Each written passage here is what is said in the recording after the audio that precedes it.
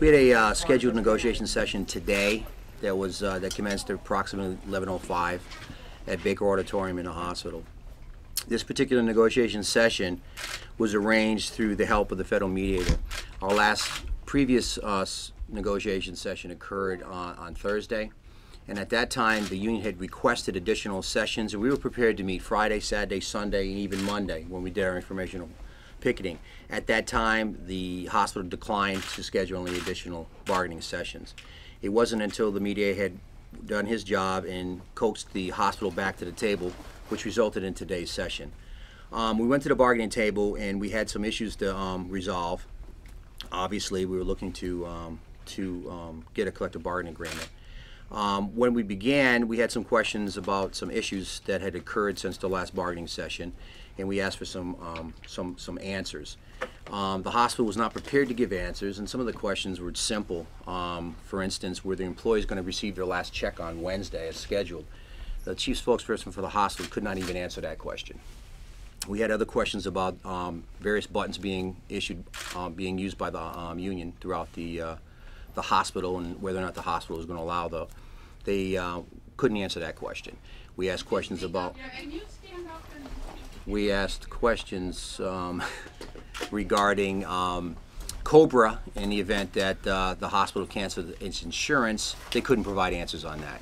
I had suggested that maybe they take a caucus and come back with answers. They declined. At that point, they caucused and they left.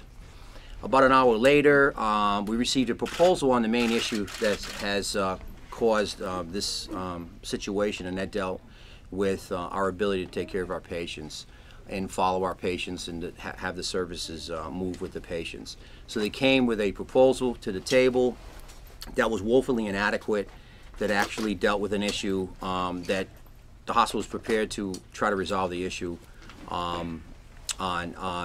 based on an arbitration scheduled for next month. We declined that, but in good faith we had counter-proposed that particular issue with what we believe to be a very sound proposal that would, in our opinion, resolve the job security issue. About an hour later, the federal mediator came, approached me, and said that the hospital, one, was going to reject the proposal, two, did not even intend on countering that proposal, and three, that we were done for the day. So at that point, the hospital walked away from the table. We were there, ready and willing to go all through the night and try to resolve this situation, but they had refused to even counter or even continue to meet with us. And that's essentially left us with no other option and to continue with what we had planned, which is a strike at 6 o'clock tomorrow morning. And our strike is scheduled for 4 days. We've made what is known as an unconditional offer to return. This is an unfair labor practice strike. We've received notice from the hospital, and obviously it's been communicated via press throughout the entire region, that they intend on locking us out. And we believe that this is an illegal lockout as well. We'll be seeking 10J injunctive relief on this lockout with the National Labor Relations Board. In other words, we believe this is an unlawful lockout, and we're going to seek an injunction with the National Labor Relations Board to stop this lockout so we can continue to take care of our patients. We understand that it's a changing healthcare environment. We understand that services that have been traditionally inpatient are moving to outpatient settings, and we just want to be able to follow the work. We're skilled healthcare workers. We've worked here and we've been around for 101 years. Not all of us have been here for 101 years, certainly. But the hospital's been around for 101 years taking care of the community, and we want to be able to continue and follow the work and follow our patients. If a service is moved from an inpatient setting to an outpatient site, we want to be able to go and follow our patients and take care of our patients there, and that is all that we are asking for. I work in the sleep lab. I'm a sleep tech for the hospital. And about 4 years ago, they decided that our patients would be better served in a more comfortable environment, so they moved us to a hotel. When the hospital moved us to the hotel, they took the staff with them. That's all we're asking that they do, is continue to take us to do the work that we've historically performed. Because we have committed to a 4-day ULP strike, and we're going to walk our workers into work. We're going to, seek to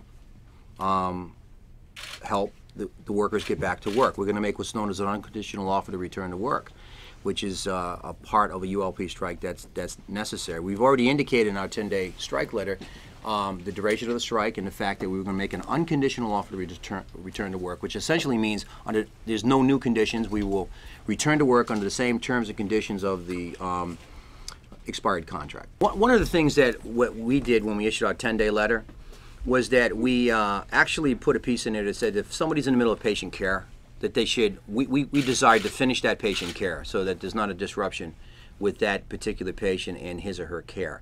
The hospital went out of its way in one of its informational leaflets that they issued throughout the hospital that in the middle of that particular patient care, they're going to tell that worker, if they're going to go on strike, is to cease caring for that patient and leave. We obviously wanted to try to avoid that, and obviously we're going to honor that because if they're going to do that, then that's their right as management to do.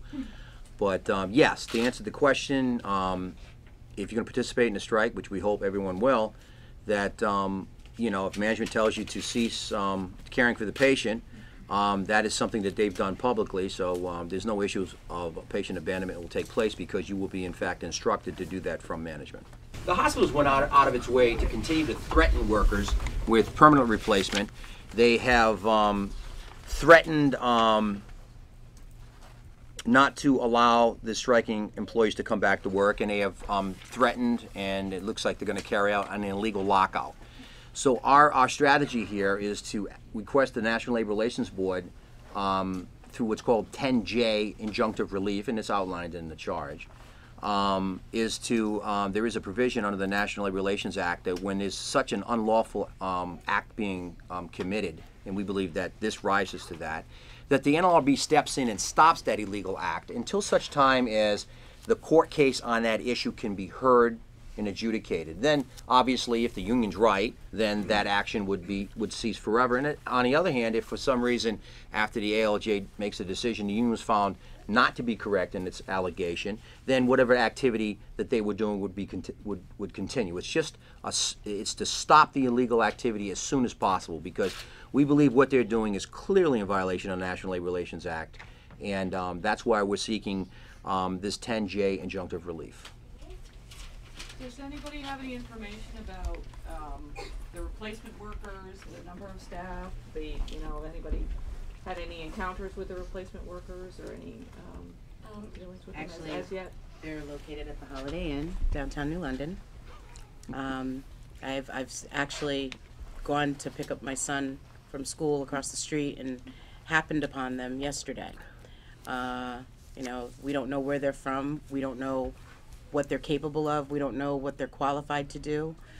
Quite honestly, I'm a little fearful. You don't know who's going to take a job and just travel from one place to another doing this type of thing, scab work. Go ahead. I'm sorry. I'm actually afraid for the patients. We have looked into this and we've discovered that it's the Freedom of Information Act, that you can look and see how many people have applied for a temporary license in the state of Connecticut for nursing. And we've looked and there's been only 214 people who have applied for a temporary license in the state of Connecticut. And now that's not all for our hospital. There's various hospitals throughout the region that use travel nurses and temporary help, so that's the maximum exposure that we're thinking is 214 people coming, and we have it on even better authority that the number is smaller than 214, that the number is actually 150, and I am afraid for the patients that it is going to be horrifyingly understaffed for them, and I am very concerned about that. They don't know where anything is. They don't know they don't know the policies of the hospital. They don't know where the bathroom is, for goodness sakes. They have no idea what they're doing, so. And for the patients who might be hearing this or listening to this or whatever, the Department of Health is going to be on the premises. They are going to be there at the initiation of the strike. They're going to be watching every move that these people make. So it's not going to be pandemonium for the poor patients that are in there. There's going to be the Department of Health watching every move that everyone makes, and they will be fining appropriately as well. That the hospital will fulfill its promise to actually lock us out, which would be an unlawful lockout. And it's going to be unfortunate because it's going to be a tremendous waste of patient care dollars. Hiring the scabs, putting them up in hotels, as well as the tremendous amount of lost services that they're going to suffer through. We're going to always make ourselves available to bargain at the table. And we would hope that the parties could continue to bargain and reach resolution on this.